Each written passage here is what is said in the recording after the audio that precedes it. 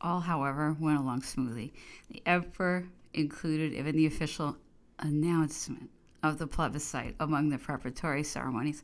A single article in the Moniteur was written on this almost abandoned and forgotten subject. On the 6th of Brumaire, November 27th, the Senatus Consultum of the 16th of Brumaire, November 7th, was inserted. In this was recorded the results of the voting. The French people had accepted the proposition of the Senate by 3 million votes against 2,000.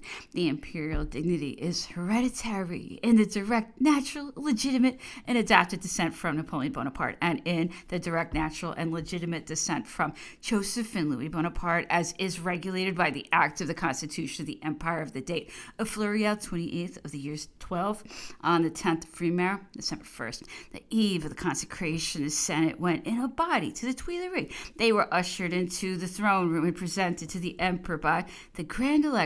The object of this was to announce the result of the plebiscite, which could have been done in a few words since the imperial government had been in existence for 6 months. But Francois de Neufchâteau, who presided, was determined to pronounce the inauguratory discourse, which was feeble, though certain of his words, now spoken too late, were a useful remainder of the principles of the Constitution. Thus, when he attested that the right to vote, especially as regards to the fundamental laws, is the first attribute of the sovereign power of the people, when he affirmed that the emperor held his power only from the sovereign people, when he proclaimed that the republic existed and that the object of the plebiscite had been to introduce into the government by a single man principles preservative of the interests of all, and to give to the republic the strength of the republic, when he claimed for the republicans whose patriotism has been the most zealous and imperious the right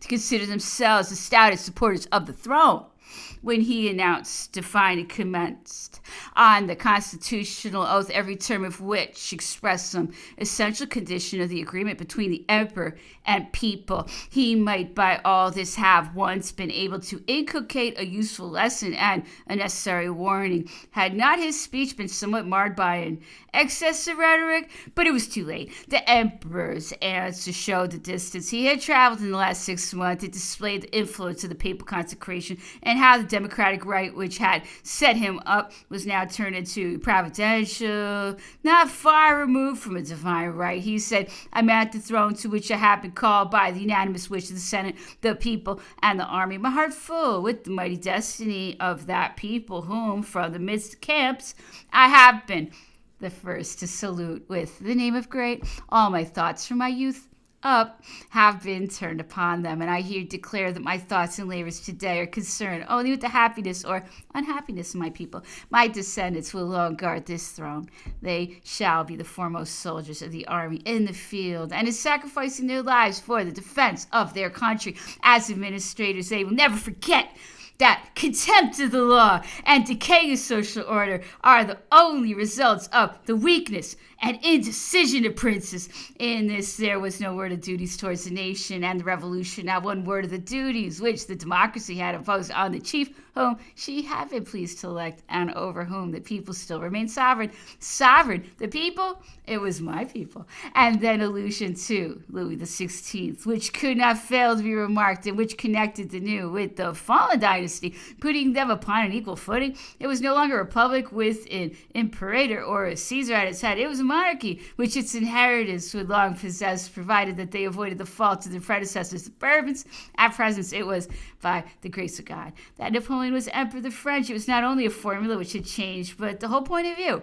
From 6 o'clock in the evening until midnight on the 10th of Brumaire, salvos of artillery discharged hourly announced the solemnity of the morrow, and every salvo Bengal lights shone on all the elevated parts of Paris. The theaters were open free, and bands of music paraded in the streets, playing fanfares. During the night, the palace courtyard and the terrace along the length of the castle were sanded. 57 cartloads of river sand were spread over the muddy patches. It has been necessary to pay the work people whatever price they asked on account of the scarcity of labor.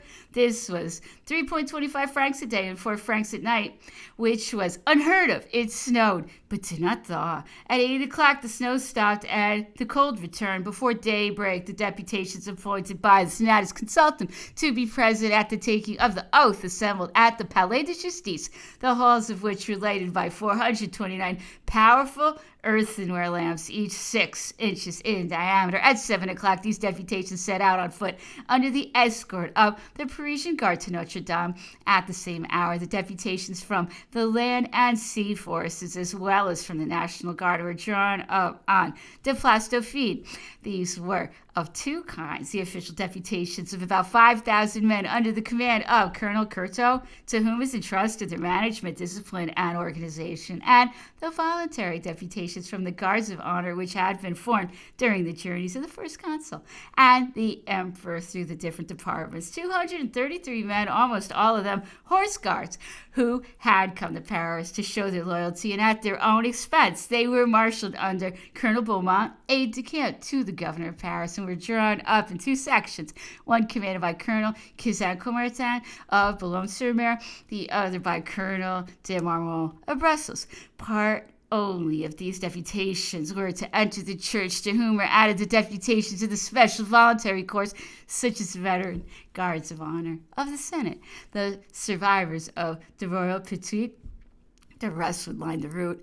At 8 o'clock, the great state bodies departed from the respective palaces: the Senate, the Council of State, the Legislative Body, the Tribunate, each body carriages under the escort of 100 horsemen. The Court of Cassation were on foot with an escort of 80-foot soldiers around Notre Dame and inside the church. The confusion was terrible. Detachments of 6 battalions of grenadiers, the chasseurs of the guard, had since 5 o'clock taken up their positions at the Archbishop's palace and the cathedral, but the officers took not the slightest heed of the civilians, or rather one of the civilians, Fontaine, the architect, who was on the spot at their arrival, for no master of the ceremonies had bestirred himself, none even of the 29 commissioners, who were paid a louis each. At 6 o'clock, the doors are open, and a large number of those invited, whose impatient curiosity had led them thither before daybreak, had managed to push in through the doorways on handing their tickets to the 92 ticket collectors, who were each paid 9 francs.